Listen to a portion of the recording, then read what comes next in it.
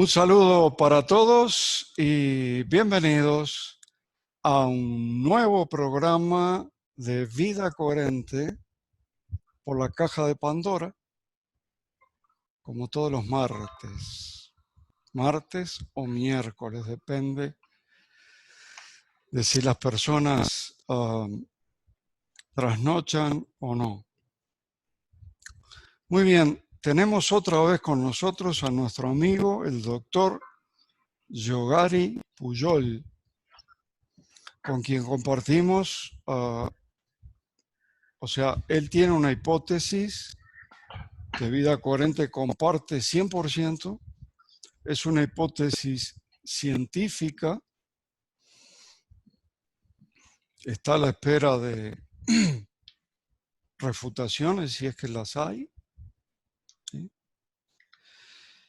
Y les recuerdo que el año pasado hicimos todo un curso que está grabado para el que le interesa sobre, se llama La verdad sobre la Biblia. Un servidor desarrolló el Antiguo Testamento y el doctor desarrolló el Nuevo Testamento. Eso está ahí para el que le interese el tema. El tema de hoy es el apóstol San Pablo, el que se hizo llamar Saulo de Tarso. Los que estudiamos teología sabemos que las cartas, las epístolas paulinas, hicieron mucho por consolidar el cristianismo. Entonces, primero lo voy a saludar. ¿Cómo está, doctor, en este año?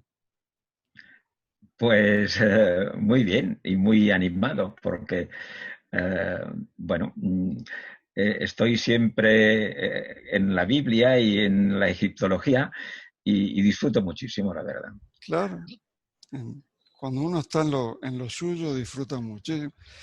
Yo volví a usar una cantidad de versículos. Después que se me pasó el enojo, empecé a usar una cantidad porque hay mucha sabiduría allí.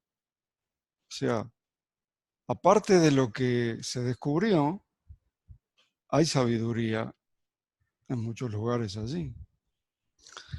Maestra Florencia, ¿qué tal? ¿Cómo está? Pues muy contenta pues les saludo como siempre con el gusto de estar compartiendo con ustedes en este espacio. Y bueno, en particular me da mucho gusto saludar al doctor Yogari, que ya tenía algún tiempo que no nos veíamos, pero pues es como si el tiempo no pasara, en sus propias palabras. Aquí seguimos y pues siempre es un gusto compartir ideas y charlar con el doctor y por supuesto contigo también y con nuestra audiencia. Muy bien. Entonces la pregunta queda, el apóstol San Pablo y sus cartas especialmente, ¿cómo fue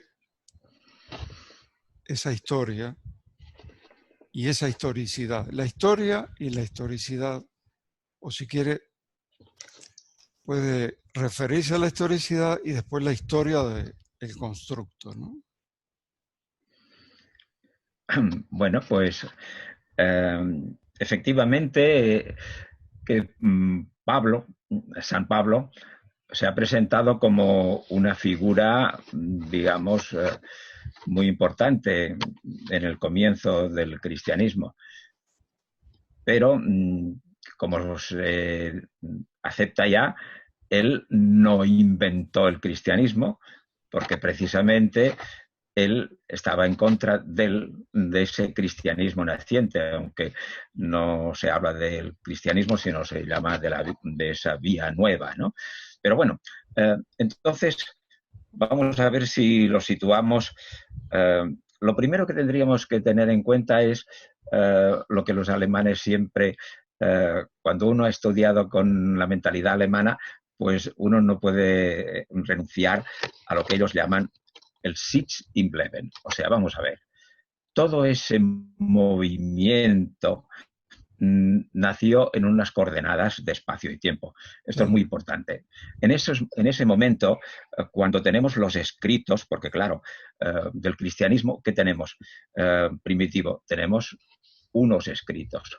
Y esos escritos, pues según lo que nosotros conocemos, la ciencia nos ha dado, es que el primer documento y monumento cristiano es 2 o 3 centímetros del Evangelio de San Juan, el capítulo 18, que habla de la pasión. Muy bien. Pero esto, esos pequeños fragmentos están en el año 125. Y algo muy importante es que antes de esa fecha no tenemos nada de nada.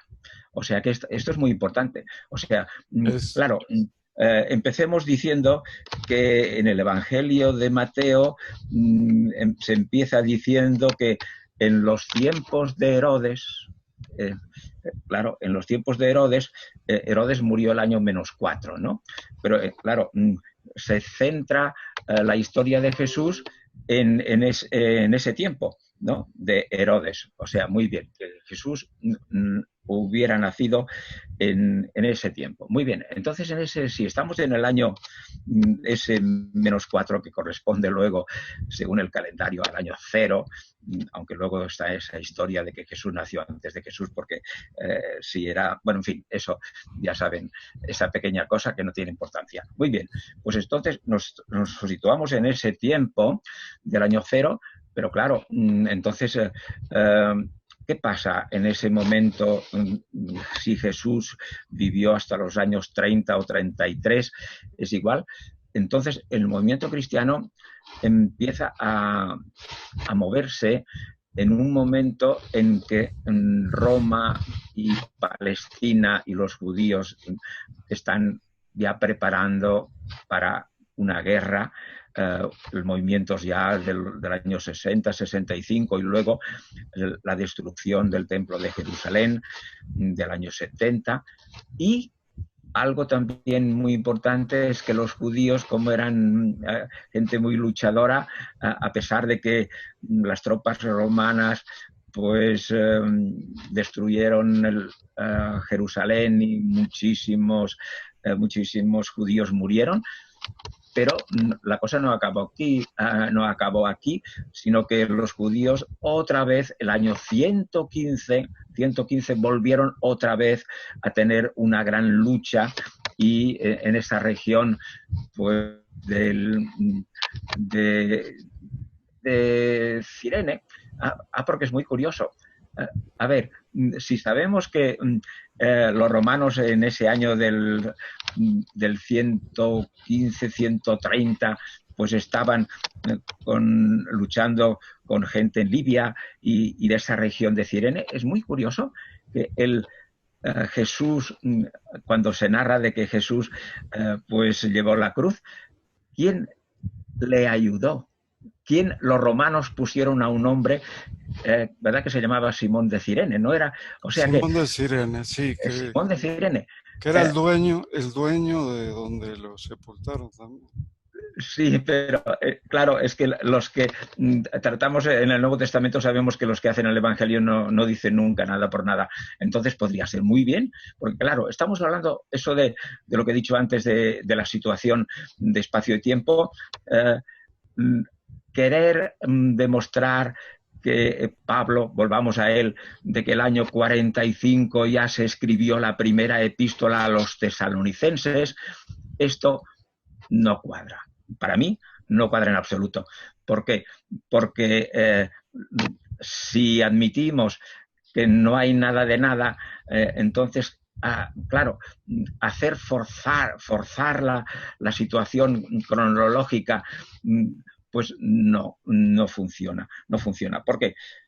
Primeramente, si yo he analizado la primera epístola a los tesalonicenses y me he permitido buscar todos los vocablos, o sea, el ADN, y hay toda una serie de vocablos muy especiales, y esto no se hace así exabrupto en un momento determinado. Un hombre que se llama Pablo y entonces empieza a escribir una epístola que está muy trabajada, y no parece que sea el primer documento cristiano que habla a los tesalonicenses pues de una forma tan rebuscadilla. O sea, no sé, le falta sencillez pastoral, diríamos nosotros. Pero bueno, ¿por qué?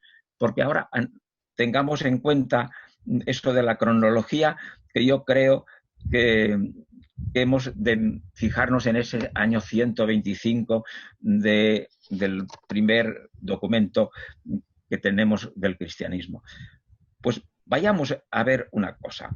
Es que estas epístolas de Pablo, ya saben todos ustedes que no son tantas como se le atribuye, sino que ha habido un trabajo muy interesante de buscar lo que es los especialistas en lingüística saben discernir muy bien lo que puede ser una obra de una persona o bien de otra, a causa de su vocabulario, de su forma de las frases, etcétera, etcétera. Y por lo tanto, las epístolas se han reducido ya a esas más importantes. Por lo tanto, lo que tenemos claro es que hay alguien, una persona, que ha escrito esas 5, 6, 7, 8 epístolas de una misma pluma, Y esto es importante, es muy importante.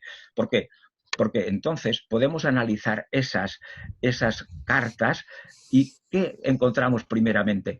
Que no se han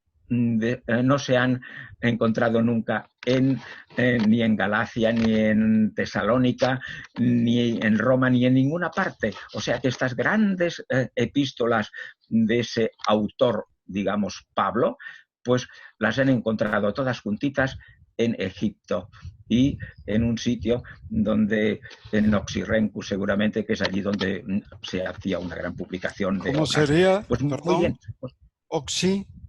¿Cómo sería? Oxirrencus sería Oxirrencus. muy probable. Sí, pues muy bien. Pues entonces, claro, ya tenemos un problema muy grave, que es que ¿cómo es posible que hablemos de esas epístolas enviadas a las primeras comunidades? Pero vamos a ver. ¿Cómo es posible que el año 42, o sea, más o menos, o 45 es igual, Jesús acaba de morir, y entonces hay esa visión, claro, porque ahora tenemos que hablar de ese personaje, cómo se dibuja y cómo se nos presenta? Claro. Pues, claro, Pablo, según leemos en los Hechos de los Apóstoles, encontramos algo, claro, que para mí, pues es muy indicativo. ¿Por qué? Porque se dice que Pablo, mejor dicho, Saulo, pues camino de Damasco, pues tiene la misión de ir en contra de esos judíos que siguen pues a un personaje, Jesús. Y entonces, yendo hacia Damasco, le ocurre algo que todo el mundo sabe. Lo sabe por una cosa que no es así, pero en fin, la caída del caballo famoso. Sin caballo, no hay caballo. Pues muy bien, eso del caballo fue una hora, los artistas vinieron después y colocaron a Pablo en su caballo. Pues muy bien, pero ¿qué ocurre aquí? Es que esta situación de los Hechos de los Apóstoles, los que conocemos a la egiptología, conocemos una obra muy importante, que es el náufrago. Es el náufrago. Ese documento egipcio que está más o menos en el año menos 1800, más o menos. Pues ese cuento, pues es algo muy, muy importante. Tan importante que yo creo que es el padre de muchísimas otras obras. Por ejemplo, el libro de Jonás. El libro de Jonás, creo yo que está copiado de ese cuento del náufrago. Además, algo es muy importante que tendríamos que decir, que Filón de Alejandría, cuando va a escribir el Contraflaco, que es precisamente esa obra es la que me da pie a mí para decir que la figura de Pablo está copiada de ese personaje flaco que era el gobernador que Roma había enviado por los años esos más o menos 40 a Alejandría. Pues entonces aquí tenemos una serie de elementos que nos hacen recapacitar mucho. Vamos a ver, sí, algo tan importante como es eso, de que el Señor Jesús se le aparece a ese Saulo, pues sí está copiado de un cuento, está copiado de un cuento. Además, no solamente esa cosita o esa cosa importante, digamos, del encuentro del Señor Jesús con ese que será después un gran discípulo de Jesús. A ver, analicemos eso. ¿Por qué? Porque el hecho de ese cuento egipcio tiene una serie de realidades muy importantes a nivel, digamos, simbólico. de pensamiento. A nivel de pensamiento es muy importante. ¿Por qué? Porque aquí tenemos que decir ya enseguida unas dos grandes visiones del cristianismo. Los evangelios hablan de eso, de los Reyes Magos. Cuando leemos eso de en Mateo y Lucas, esa visión de un Jesús muy terrestre, pues está copiado, como yo ya he dicho muchas veces y lo he publicado, de los cuentos egipcios del Setme I y del Setme II. Sí. Muy bien. Pero, ¿qué ocurre con el pensamiento de esos textos de las cartas de Pablo? Pues que son completamente distintas a nivel de pensamiento. O sea, tendríamos dos cosas. Una, que es para el pueblo. O sea, acabamos de celebrar la Navidad y bueno, pues entonces esto es los Reyes Magos y etcétera, que está copiado de ese cuento. Pero muy bien, Pablo, ¿qué pasa con Pablo? Con los escritos de Pablo. Pues una cosa muy interesante. En la segunda epístola del llamado Pedro, que no es Pedro, pero es igual, pues ¿qué leemos en la segunda epístola de Pedro? Algo muy importante. Saben que al final de esa epístola dice, estimados hermanos, nosotros seguimos el pensamiento pues de Pablo, en sus escritos los leemos, pero hemos de aceptar que son muy difíciles. O sea, de entender en la segunda epístola de Pedro. Pero es que en esta mismísima epístola de Pedro, nada más empezar en el capítulo 1, habla de algo que encontramos en la quinta esencia del cuento del náufrago. Ese náufrago que está en esa isla, que es la isla, agárrense bien, del neuma, del espíritu, no es cualquier isla, es una isla que luego va a desaparecer como la Atlántida, es eso. Pues, ¿qué pasa allí? Que ese náufrago, que es el símbolo de la persona humana, somos náufragos y llegamos a esa isla y allí encontramos al señor de la isla en forma de serpiente.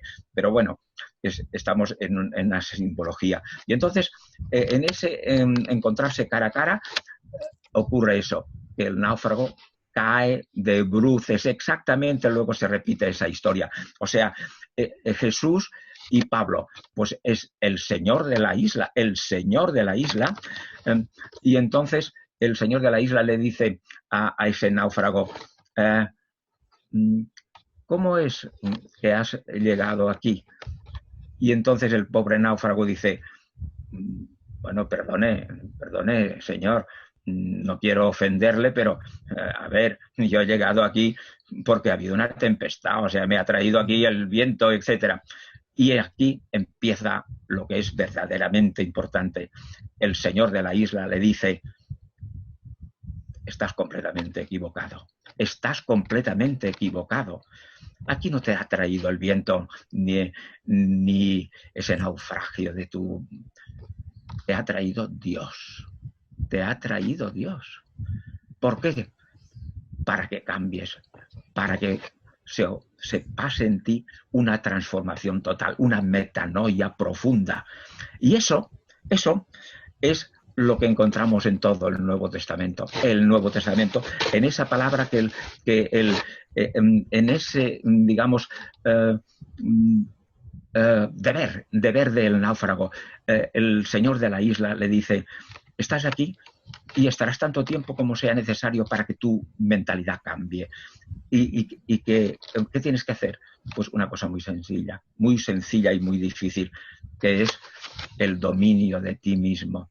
Y eso, el dominio de ti mismo, en griego es el encratismo, encratitos. Y esa palabra es la que encontramos varias veces en esa primera epístola. En la segunda epístola de Pedro, nada más empezar, ya dice eso, que nuestra vida de cristiano es una vida en la cual tenemos que tener ese dominio de nosotros mismos. Pero no solamente aquí, sino volvamos a las epístolas. ¿Dónde encontramos esa palabra de lo que significa ese cambio fundamental? Metanoia. En Gálatas. En Gálatas es muy interesante y si me permiten les leo algo porque yo creo que aquí en Gálatas, bueno, un momento, en Gálatas 4:4 hay algo también muy importante. ¿Por qué? Porque ese autor de Pablo habla de Jesús y Jesús en 4:4 dice que es hijo de mujer. Y esto lo encontramos. Es duro eso. Lo encontramos en un texto muy importante que es la profecía de Nefertí. Pero dejemos eso, luego si es necesario hablaremos de la profecía de Nefertí. Estábamos en esa isla y entonces en Gálatas encontramos lo que es muy interesante. Dice, si por el Espíritu sois guiados, no estáis bajo la ley. Y manifiestas son las obras de la carne, las cuales son fornicación, inmundicia, lascivia, idolatría, hechicería, enemistades, contienda, celos, arrebatos de ira, rivalidades, divisiones, partidismos, envidias, borracheras, orgías y las cosas semejantes a estas, de las que os amonesto, como os dije antes. Eso es la situación del náufrago. El náufrago cuando llega a la isla está en esta situación. Y entonces, cuando viene el cambio, es así.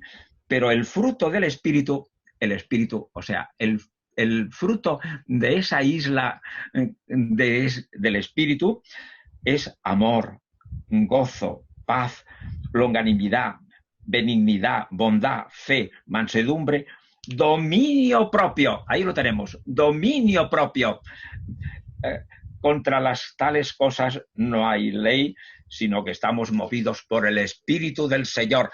Es extraordinario, extraordinario. Aquí, hemos encontrado el verdadero pensamiento, el núcleo, que se va esparciendo en varios momentos. En esa segunda de Pedro ya habéis visto que también sale. Y en un momento también es muy interesante también en los Hechos de los Apóstoles. Hay un momento también que Pablo, el que escribió los Hechos de los Apóstoles, pues sabéis que Pablo lo detienen y lo van a conducir a Roma y allí está Félix, que es ese romano que digamos lo tiene detenido. Pues ese Félix tiene ganas de tiene ganas de hablar con Pablo varias veces, ¿se acuerdan, no? De que va varias veces ese Félix, y hay un momento en que Pablo le dice, mira, Félix, tienes que saber que hay algo muy importante, que es el dominio de ti mismo. O sea, vuelve otra vez a salir el encratismo. O sea que es constante. Por lo tanto, tenemos aquí ese pensamiento que viene de ese señor de la isla. Y luego le dice, cuando estés en ese pleno dominio y hayas cambiado, entonces verás a tu mujer y a tus hijos. Bueno, pues yo creo que es importante ver que una cosa son los relatos de un Jesús muy terrestre y Pablo presenta a un Jesús que es más, digamos, celeste. ¿Por qué? Fíjense bien en algo muy importante.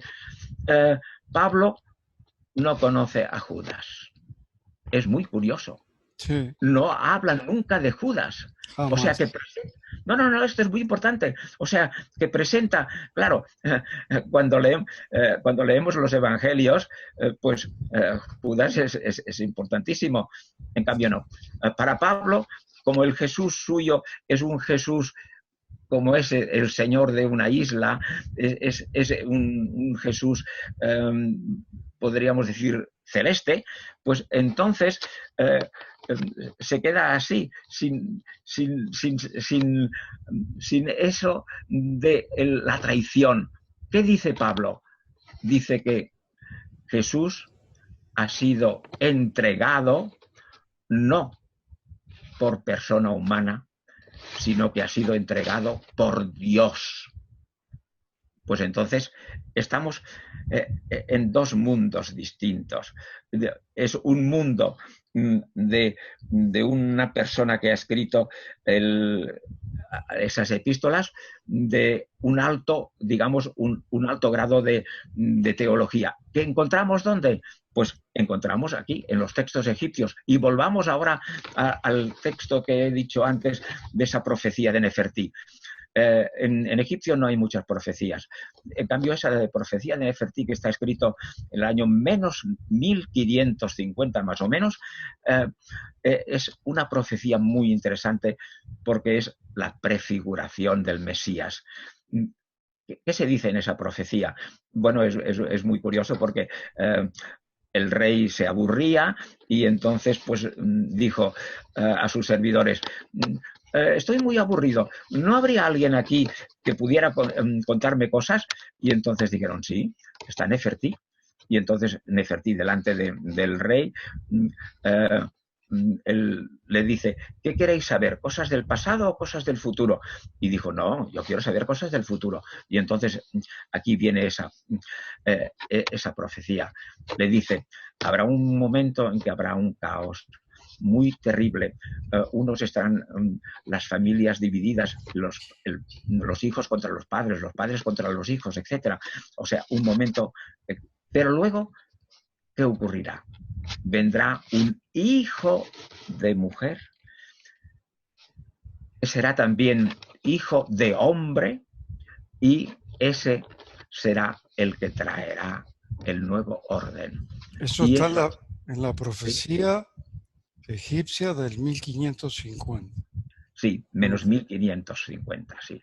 Y entonces eso es precisamente lo que encontramos en las epístolas. El que ha escrito las epístolas llamadas de Pablo es un hombre muy versado y que no podía ser otro que un discípulo de Filón de Alejandría, que eran monjes de Serapis, como ya hemos dicho otras veces. Muy espiritual y claro, muy culto, ¿no? Muy culto, conocedor de lo que es la gran teología egipcia. La gran teología egipcia está en las epístolas de Pablo y no la encontramos en los evangelios normales.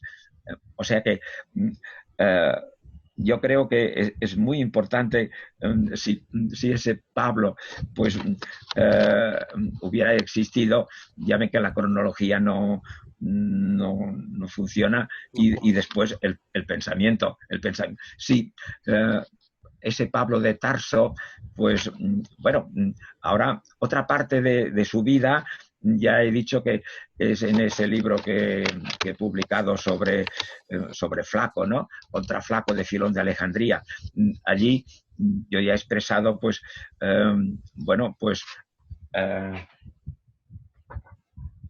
es ese libro Ya está la de traducción. Contra Flaco. Sí, pues aquí yo he hecho un análisis muy detenido perdón, de la vida de Flaco, de ese gobernador, y muchísimas cosas concuerdan con él. O sea que los dos se presentan como muy versados en todo, muy capacitados, muy preparados, y luego sus viajes.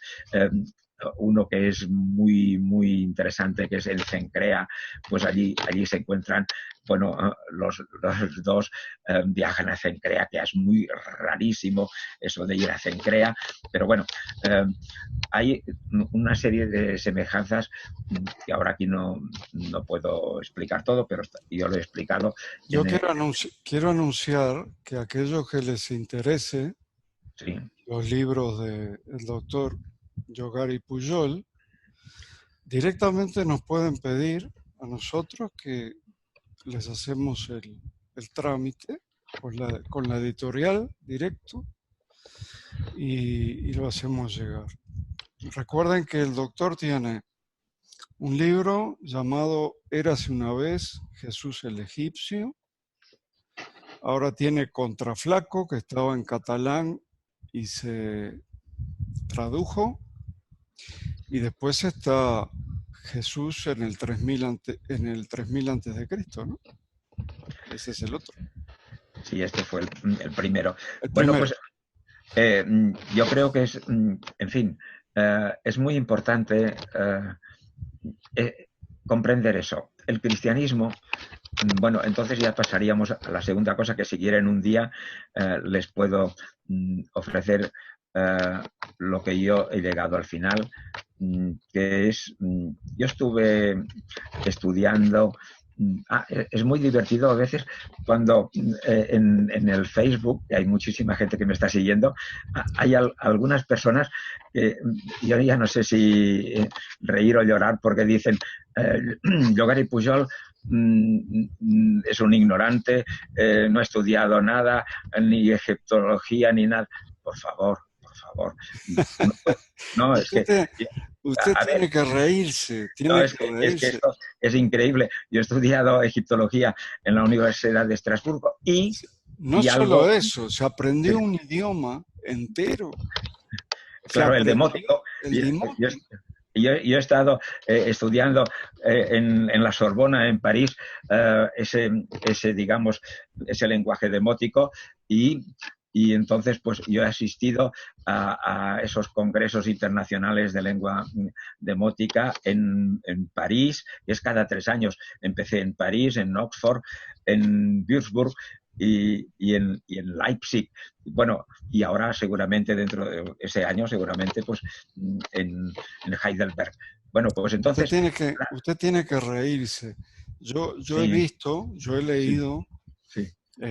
A gente enojada con usted, pero mire por qué. Dice, uno gasta tanto con sus hijos para darle una buena educación cristiana y este hombre viene, ¿no? Están pensando en su comodidad, en la educación cristiana, y no están pensando en lo que fue, en la verdad. Lo que es. Lamentamos mucho decirles que lo que es. Si no lo quieren aceptar, pues no lo acepten. Pero así fue.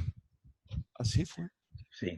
Y claro, entonces tendríamos que decir dos cosas. Primeramente, ¿cómo nació ese cristianismo, ese movimiento? Pues aquí estudiando precisamente en la Sorbona con mi profesora Françoise de Senival, no solamente aprendí, me inicialicé al estudio del demótico, sino que ella escribió un libro que es Las asociaciones religiosas egipcias, asociaciones religiosas egipcias. Y entonces, bueno, esto ya hace muchísimos años que estudié eso, pero ese libro pues lo he ahora analizado muy bien y bueno, creo que tengo pues muchos documentos, si quieren un día podemos hablar de eso. Pues muy bien, ¿cómo nació el cristianismo? Yo creo de esas asociaciones. Asociaciones que están ligadas también, no son asociaciones independientes de Serapis, del culto de Serapis, no. O sea, que son, podríamos decir un poquitín, laica, o sea, se rigen bastante como en los monasterios, como los monjes. Estaban los monjes de Serapis, que ya hemos dicho que estaban en Sácara, en su gran monasterio, pero también había muchísimas comunidades hechas a imagen de ese monasterio. Al fin y al cabo, ¿cuántas veces los cristianos también decimos, sí, al fin, lo que se hace en las parroquias, en las comunidades, pues no vivimos, los cristianos no viven como los monjes, pero teníamos la misma espiritualidad. Pues eso, esas asociaciones religiosas egipcias, y luego pues podríamos ver cómo las primeras comunidades cristianas están copiadas de esa jerarquía y de ese espíritu. Muy bien.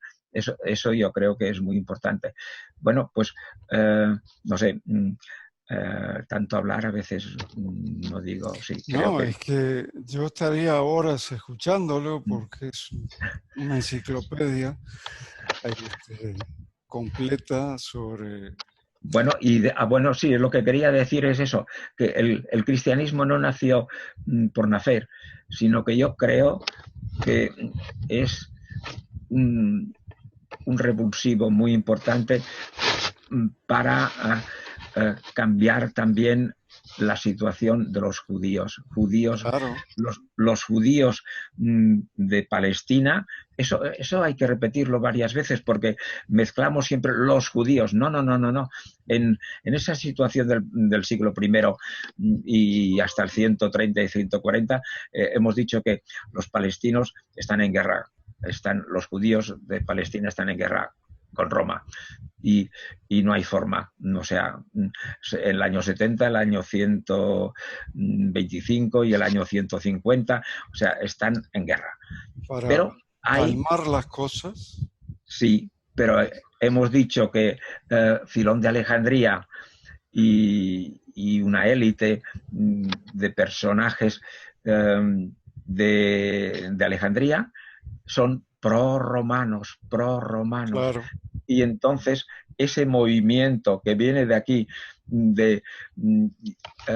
hay que recordar que Filón de Alejandría pues murió el año 50 y luego pues sus discípulos pues yo creo que la cosa normal pues esa gran espiritualidad, porque él escribió un libro que también habla de una comunidad, vivir en comunidad. Y era una comunidad mixta y esa comunidad la describe Filón de Alejandría de una forma que incluso los que escriben dicen, es que casi podríamos decir que Filón de Alejandría también vivía con esta comunidad. Son los terapeutas. Y Filón de Alejandría escribió este libro, Los terapeutas.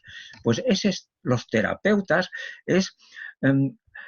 hay que hay que decir claramente... Estamos llenos acá de Son Terajá. exactamente los laicos, o sea, una comunidad de monjes laicos. O sea que es extraordinario. Pues entonces, con esa espiritualidad, pues de aquí nació ese movimiento para ir hacia la paz, hacia la paz.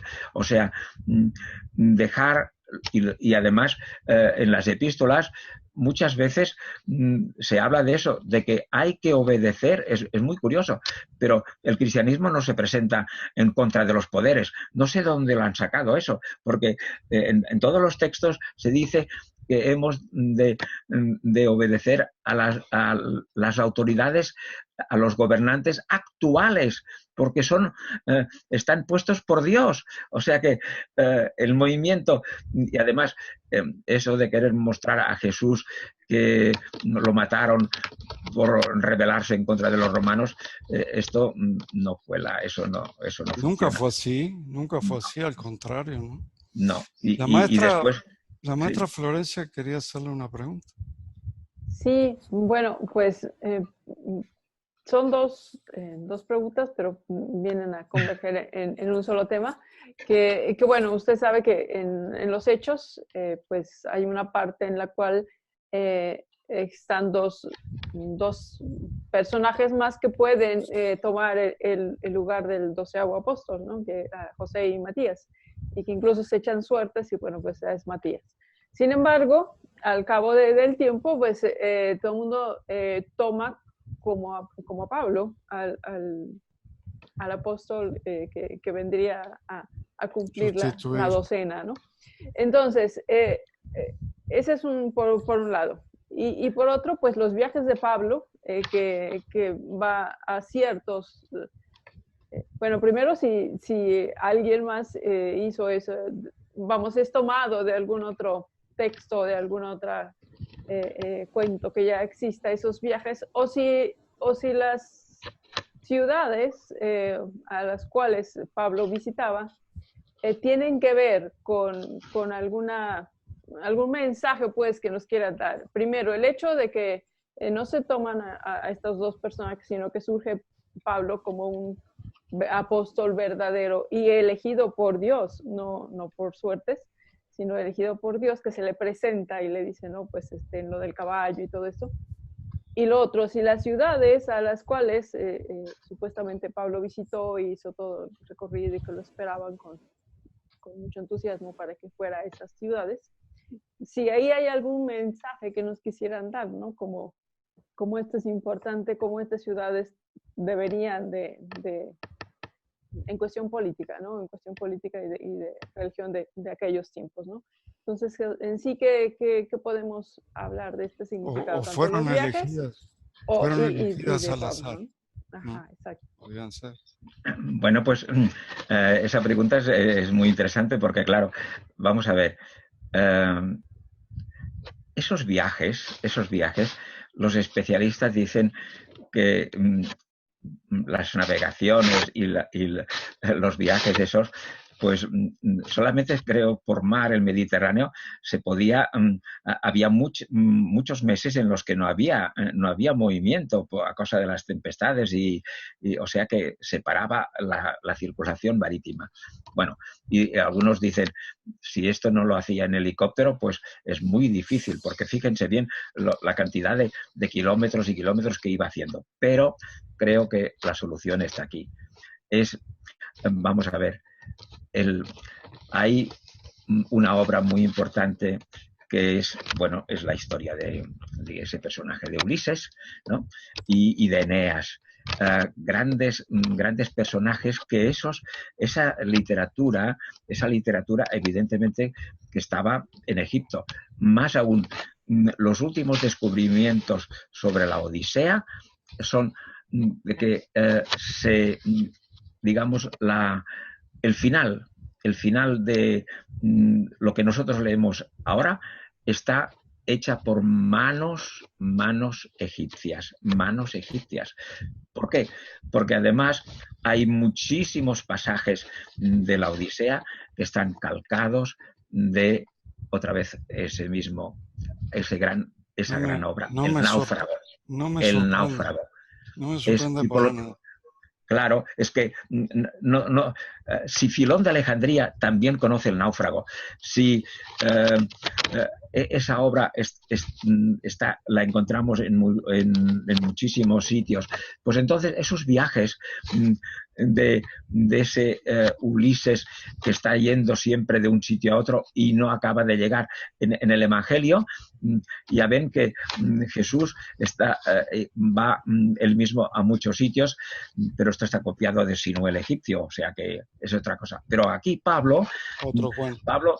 se va encontrando, va yendo a una serie a Troya, o sea, claro, ¿quién va a Troya sino... fíjense bien, miren bien la geografía y verán que va siguiendo más o menos los pasos de esos grandes personajes que van de un sitio a otro, como es Ulises y Eneas, etc.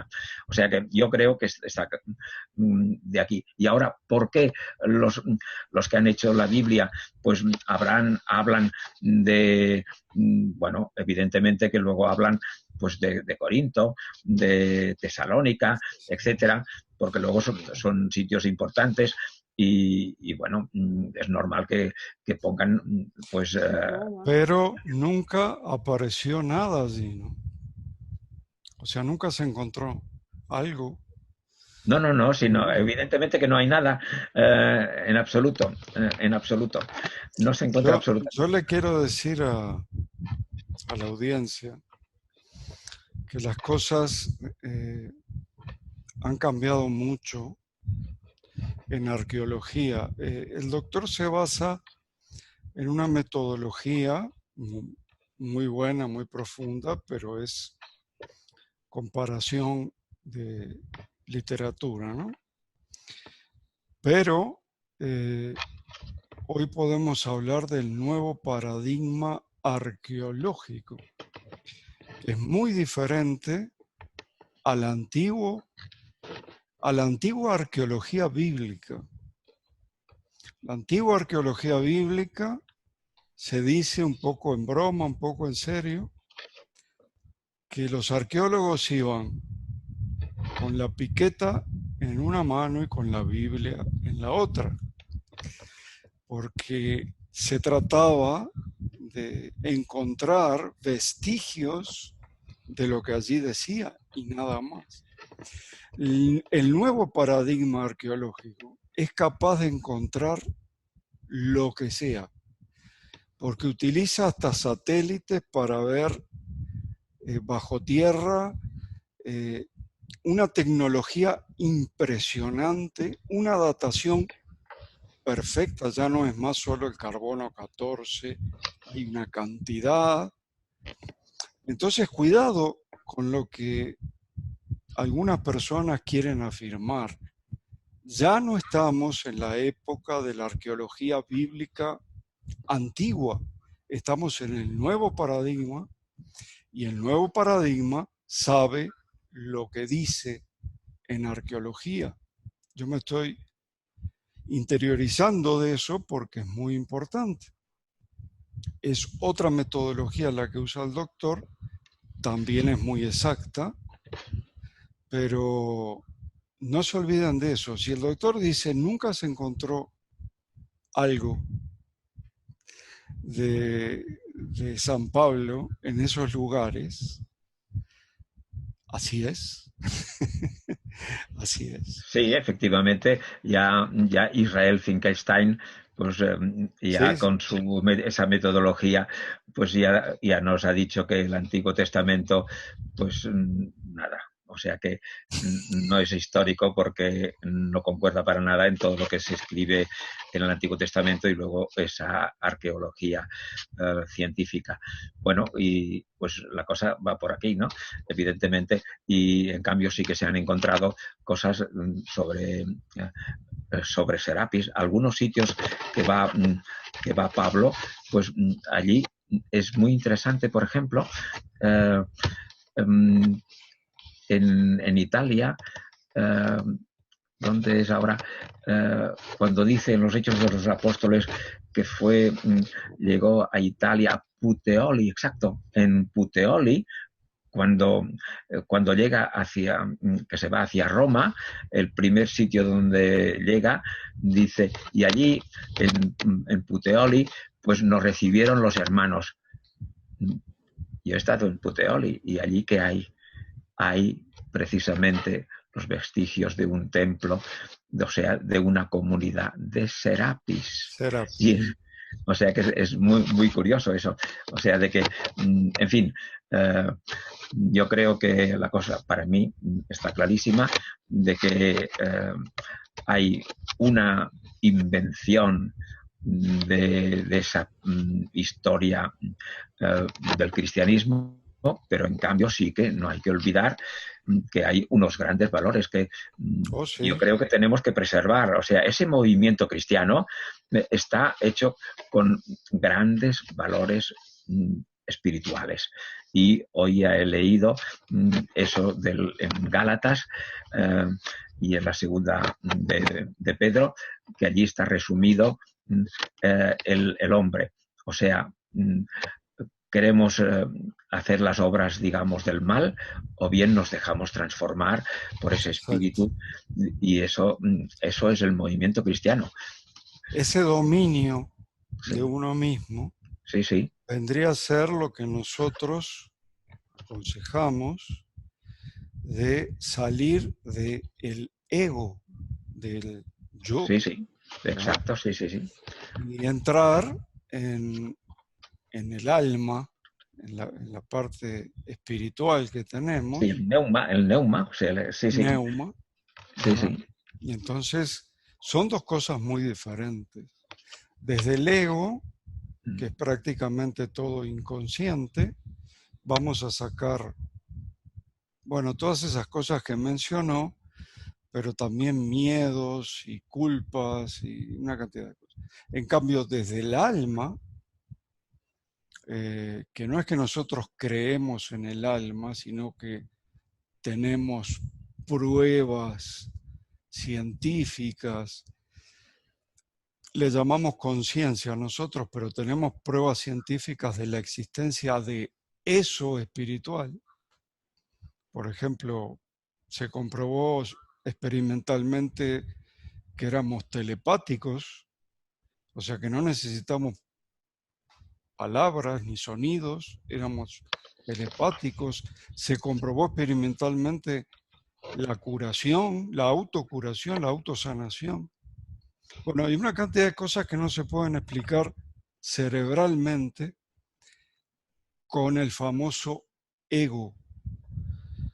Entonces, quiero decirle que nuestro objetivo, el objetivo de vida coherente, es salir del ego, no abandonar el cerebro, que es una supercomputadora muy maravillosa y sirve para trabajar, no.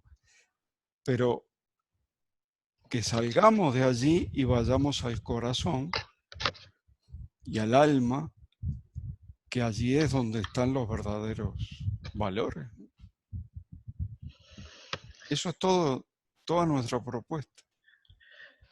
Bueno, pues yo creo que estupendo y que podemos leer eso de ese trozo de la epístola a los Gálatas, 5, del capítulo 5, y allí creo que creo que me he expresado de una forma que sin trampa ni cartón, o sea que el texto lo dice claramente. Además es muy interesante ver la contraposición, ¿no? O sea, toda una retahíla de cosas de ese ego, y luego viene el espíritu, viene la transformación interior, que yo creo que es... La metanoia. La metanoia, esa transformación.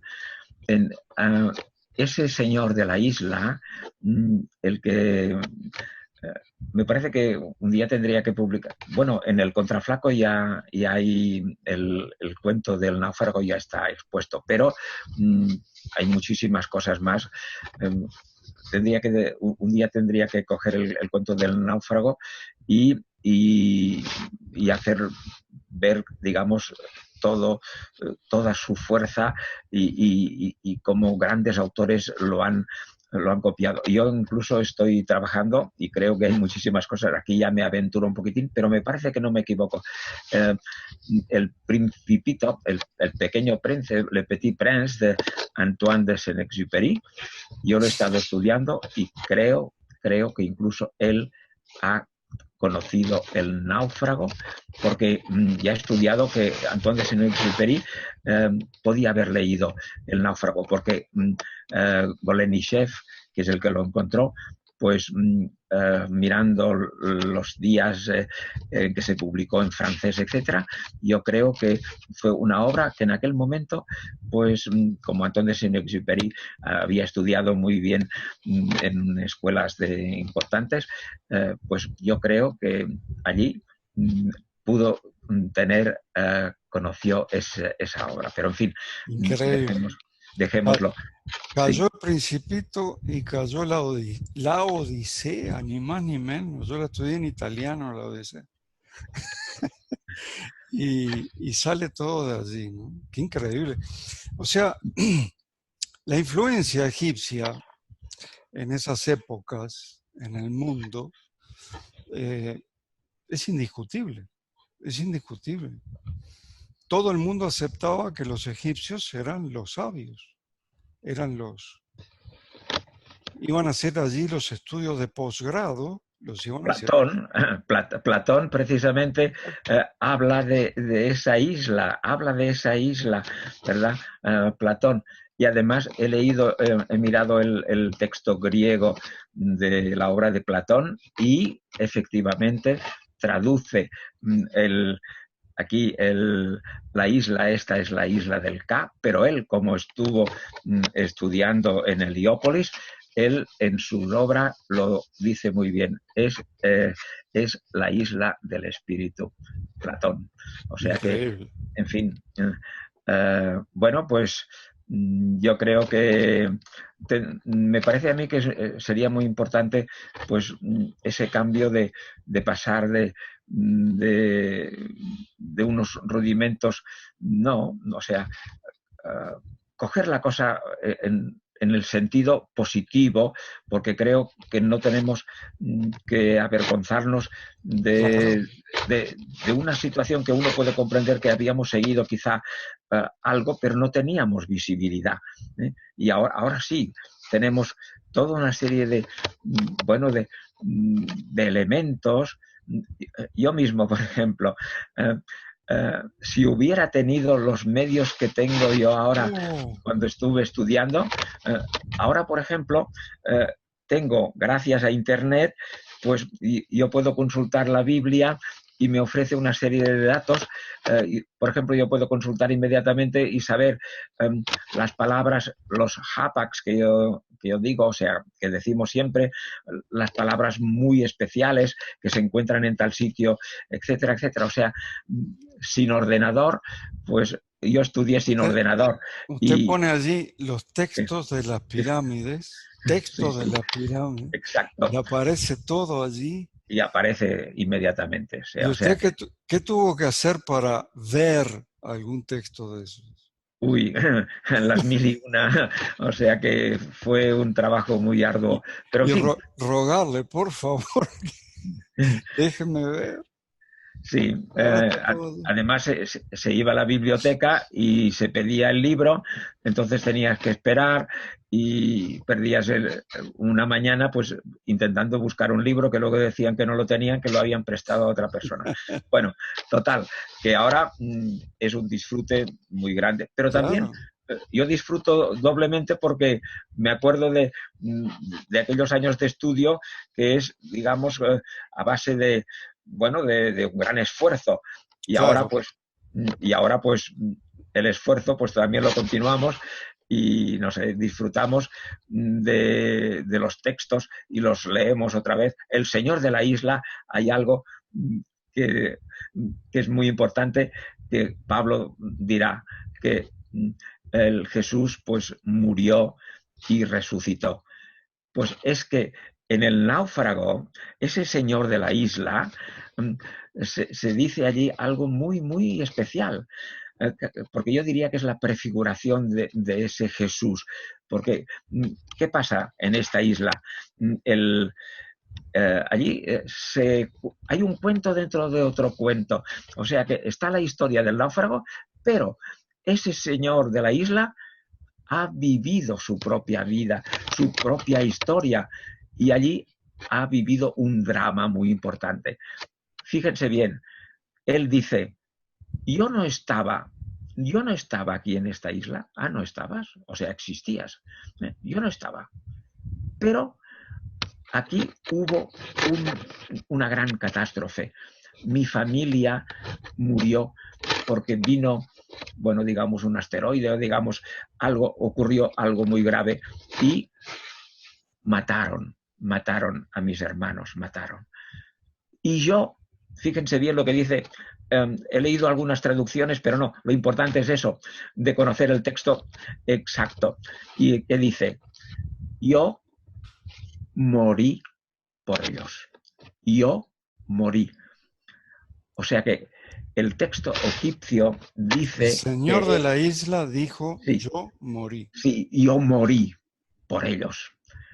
Aquí, la verdad que es extraordinario. Sería un gran libro el análisis de los cuentos egipcios, no solo del náufrago, sino de los otros también, para que la gente los conozca, ¿no?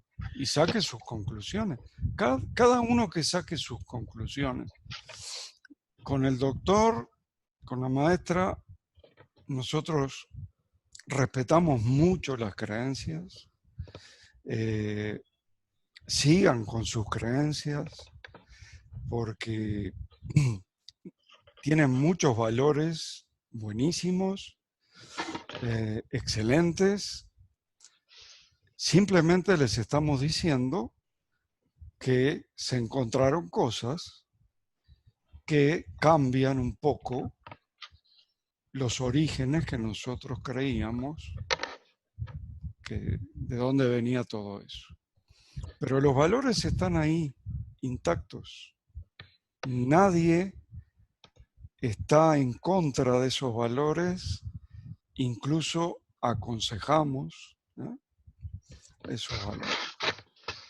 Así que ese señor que estaba preocupado por la educación de su hijo, que no se preocupe, que siga mandándolo a esa escuela donde le transmiten todo ese tipo de cosas, ¿no?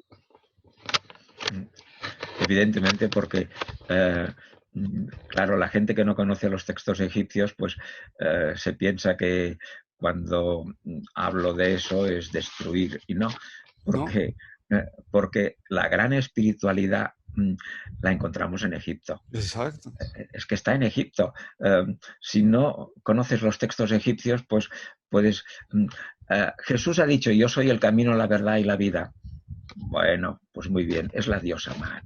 La diosa Maat es eso, el camino, la verdad y la vida. Es que no se puede dar un paso, no se puede dar un paso sin encontrar la gran espiritualidad egipcia. Y primer texto de las pirámides, cerca de 3000 años, ¿sí? Dice, este es mi hijo amado, en quien tengo complacencia. 3000 años. No, 4000, estamos, es del año menos 2000, o sea que estaríamos más o menos hace 4000 años. Hace 4000, sí. Sí, o sea que es fantástico, o sea que esto pasa. Es que todo, sin Egipto no habría habido la Biblia, no Exacto. hay. Exacto, porque el Antiguo Testamento hay muchísimas cosas, ya no digamos los proverbios, el libro de Jonás y muchísimas otras cosas. Ese náufrago, la figura de ese náufrago es Adán. Y además es muy interesante desde el punto de vista literario que ocurre exactamente lo mismo. Cuando Adán está desnudo porque le ha ocurrido, pues, digamos, ese ese pecado, digamos, pues entonces Dios se pasea por el jardín. O sea, hay ese mismo encuentro entre ese Sí, sí, náufrago y Adán, Señor. que es verdaderamente un náufrago y perdido. Y entonces le dice, oye, ¿qué te ha pasado, Adán? ¿Qué te ha pasado? ¿Cómo es esta situación? Que es lo mismo que, ¿quién te ha traído aquí? O sea, ¿cómo es esta situación? Y entonces el náufrago dice que fue, pues eso, una tempestad, y Adán dice, no, ha sido mi mujer. Entonces, exacto. O sea, los dos, Con, nada de nada. Y entonces, con todo respeto a las mujeres, pero bueno, tempestad. A veces hay tempestades, ¿no? Pero no siempre. no, aquí no se habla de la mujer, sino que se habla de que él pues echa balones fuera, o sea que no se da cuenta de esa verdadera situación. Bueno, o sea, hay un calco exacto en muchísimas cosas. Sin Egipto no habría habido la Biblia. Sí, y escribieron tanto los sacerdotes de Serapis, Sí, en Egipto escribieron tanto el Nuevo como el Antiguo Testamento. sí, sí, Obviamente sí. porque está todo encadenado, ¿no? Está todo. Sí, sí, todo Este, está encadenado y en el momento en que pulsamos las cosas, pues cada día descubrimos más cosas. Y para volver, yo creo, para el final, porque con ustedes es fantástico, eh, nos pasamos en fin, horas hablando y entramos en comunión muy fuerte. Pues bueno, ese náufrago, ese libro, pues se acaba exactamente como se acaban los Hechos de los Apóstoles, hablando del final de San Pablo. El final de San Pablo, pues lo tenemos en Roma y está en un piso de alquiler, igual que Flaco, que Flaco que también está en la isla de Andros y allí de una cosa muy rara también tiene un sitio donde estar. Bueno, total, que hay además en Pablo ya saben que lo llevan a Roma detenido y bueno, está allí y de golpe y porrazo se acaba los Hechos de los Apóstoles y no sabemos lo que ha ocurrido con Pablo. No ha ocurrido, no sabemos. Y es exactamente el final de ese libro del náufrago, porque como he dicho antes, hay un cuento dentro de otro cuento, porque el náufrago viene por el hijo del faraón en ese viaje y en fin, el hijo del faraón pues es juzgado y estamos esperando el, el veredicto, el veredicto. claro. Y no hay veredicto para ese hijo del faraón y no hay veredicto para Pablo. Y me acuerdo de que en una de mis lecturas decía, los Hechos de los Apóstoles se acaban así en exabrupto porque el que hizo los Hechos de los Apóstoles se le acabó el papiro. Por favor, por favor, por favor. O sea que, claro, el el teólogo o el que escribe, el exégeta que quiere, digamos, ajustar las cosas muy bien, pues claro, dice una serie de cosas. Si hubiera tenido en sus manos el libro del náufrago, no hubiera escrito eso. Bueno, pues ya ven, es un disfrute constante. Estamos, Sí, y le ahora pues ya volvemos ven. a Sí. agradecer, doctor. Siempre salen cosas nuevas. Nunca me imaginé del Principito, nunca me imaginé, no sabía lo de la Odisea tampoco, que es un libro tan conocido. Así que, eh, Es bueno, normal. Los grandes autores beben de los grandes autores. O sea claro. que es normal, es normal.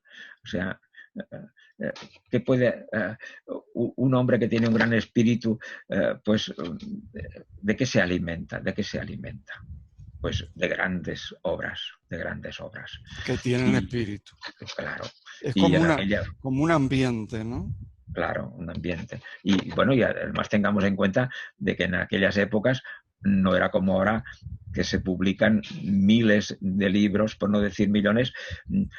Uno va, cada cual sigue su camino, pero uno puede ir a una librería y, y no encuentra, bueno, nada, o sea, dice millones de libros y no me interesa ninguno, porque hay tantísimos. En cambio, en aquella época creo que las cosas, las grandes obras eran, bueno, que, verdad que no circulaban miles de Claro, libros. porque era muy difícil. Era muy Claro, difícil la escritura, era muy cara, se hacía todo. a mano y todo eso. Una última pregunta antes de terminar. Eh, ¿Tiene alguna razón de ser el sexismo de Pablo? O sea, ¿por qué va tanto contra la mujer? Pero va contra la mujer de manera ya agresiva, ¿no? ¿Qué pasa ahí? ¿Flaco era así? No entiendo. Bueno, esto es muy curioso porque los exégetas aquí, claro, intentan salvar esa posición diciendo no va en contra, hay que tener en cuenta la sociedad, o sea, ¿Cómo no y va en alguna, contra si dice, San Pablo dice, la que pecó fue la mujer, no el hombre? Así que no permito que la mujer le enseñe al hombre.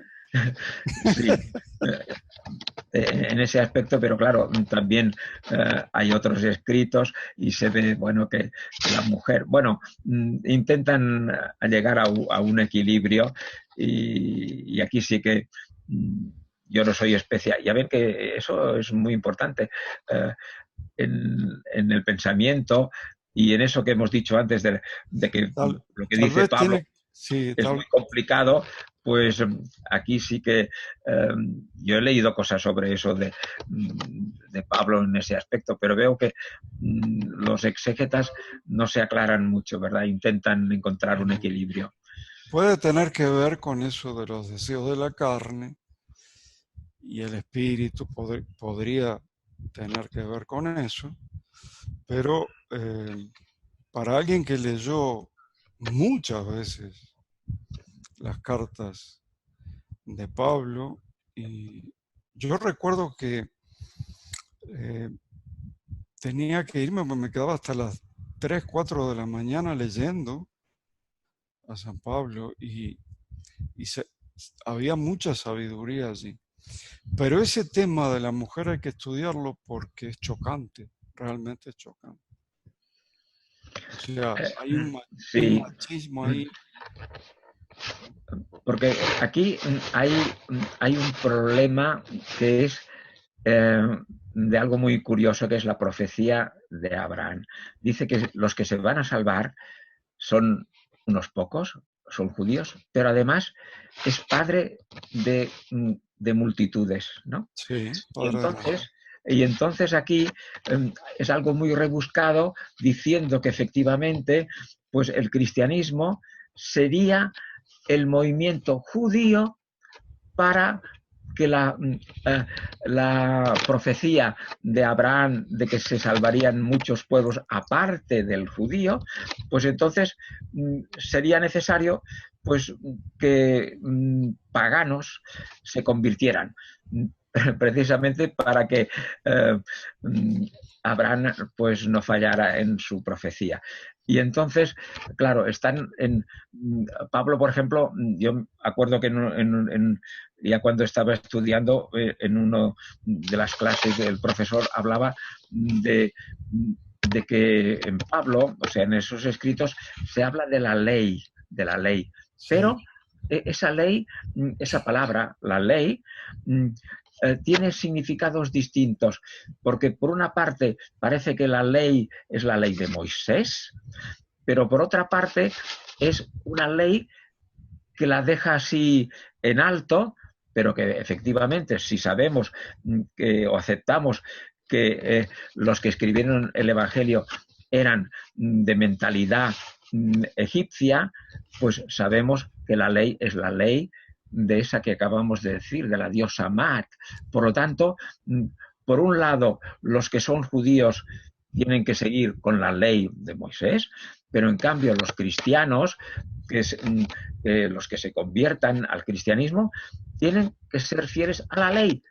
Pero cuidado, aquí hay un poquitín de digamos, no sé, es muy difícil el equilibrio, y yo creo que la cosa va por aquí. O sea, unos que entiendan muy bien, sois judíos, pues seguid con vuestra ley, y los que no, pues seguid con la ley, pero es la ley egipcia, la ley del espíritu.